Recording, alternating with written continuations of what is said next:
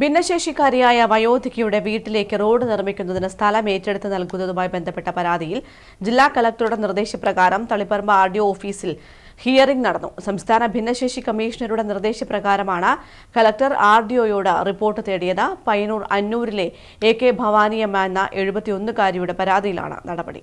പയ്യന്നൂർ നഗരസഭയിൽ 39-ാം വാർഡിൽ താമസിക്കുന്ന ഭിന്നശേഷിക്കാരിയായ വയോധിക Bhavani Amma BPL കാർഡുടമയാണ്.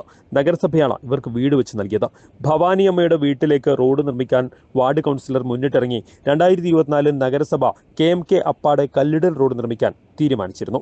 Ward councillor A. Rupesh ഇടപെട്ട് പ്രദേശവാസികൾ സൗജന്യമായി സ്ഥലം വിട്ടു നൽകി റോഡ് നിർമ്മാണം തുടങ്ങിയിരുന്നു.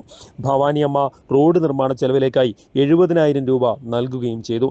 എന്നാൽ റോഡ് നിർമ്മാണം വേണുഗോപാലൻ എന്നയാളുടെ സ്ഥലത്തെത്തിയപ്പോൾ സ്ഥലം വിട്ടു നൽകാനാകില്ലെന്ന് ഇദ്ദേഹം അറിയിക്കുകയായിരുന്നു.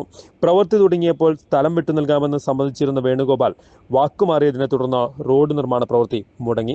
ഏകദേശം 18 മീറ്റർ നീളത്തിൽ 4 അടി വീതിയിൽ ഇവിടെ നടപ്പാതയുണ്ട്. ഇതിനോടൊപ്പം 4 അടി വീതിയിലാണ് സ്ഥലം വിട്ടു നൽകേണ്ടത്. ഇതിനായി നിരന്തരം ശ്രമം നടന്നെങ്കിലും വേണുഗോപാലൻ സ്ഥലം വിട്ടു നൽകാൻ തയ്യാറാകാത്തതോടെയാണ് ഭവാനിയമ്മ സംസ്ഥാന ഭിന്നശേഷി കമ്മീഷണർക്ക് പരാതി നൽകിയത്. തുടർന്ന് കമ്മീഷണർ നടത്തിയ ഹിയറിംഗിലും പരിഹാരമാകാത്തതോടെയാണ് പരാതി ജില്ലാ കളക്ടർക്ക് കൈമാറിയത്. കളക്ടർ ആവശ്യപ്പെട്ടതനുസരിച്ച് തളിപ്പറമ്പ് RDO ഓഫീസിൽ തിങ്കളാഴ്ച നടന്ന ഹിയറിംഗിലേക്ക് ഭവാനിയമ്മ ആംബുലൻസിലാണ് എത്തിയത്.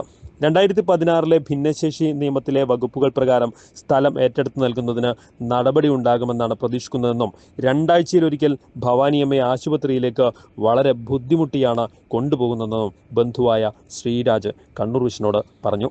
5-8 മാസമായി ഈ ഒരു റോഡ് സൗകര്യത്തിന് വേണ്ടി നമ്മ ഇങ്ങനെ ശ്രമിച്ചുകൊണ്ടിരിക്കുകയാണ്. ഈ 2 ആഴ്ച കൂടുമ്പം ഹോസ്പിറ്റലിലേക്ക് കൊണ്ടുപോകേണ്ട ഒരു രോഗിയാണ്. ഫുൾ ടൈം ഗുളികയിൽ തന്നെ ജീവിക്കുന്ന ഒരു രോഗിയാണ്.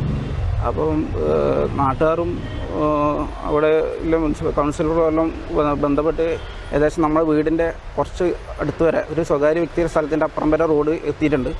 അപ്പോൾ ഇപ്പോൾ ഒരു ആ വ്യക്തി ഇപ്പം വാശി പിടിച്ച് നിൽക്കുകയാണ്. അപ്പോൾ നമുക്കിപ്പം റോഡ് തരില്ല എന്ന രീതിയിൽ ഇങ്ങനെ നിൽക്കുകയാണ്.